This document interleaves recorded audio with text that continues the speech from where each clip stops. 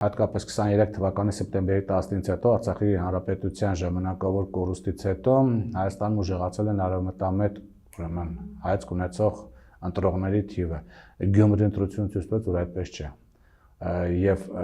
վարչապետը չունենալով տվյալ դեպքում այլևս ԱՄՆ աջակցությունը, որը չերևաց ընտրությունների ժամանակ ոչ մի աջակցող ուրեմն ձևով, դա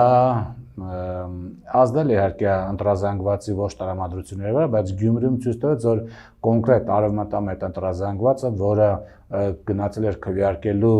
Եվրադաշինք այդ քաղաքական ուժին, որը ղեկավարում էր Գյումրիում գործերի բավականին բանիմաց ուրեմն անձնավորություն, այնպես չի, որ վատ անհատ էր դրա համար քիչ ստացավ, չէ, բանիմաց անձնավորություն է, բայց ստացավ անգամ 5% չանցավ։ Դա նշանակում է Հայաստանի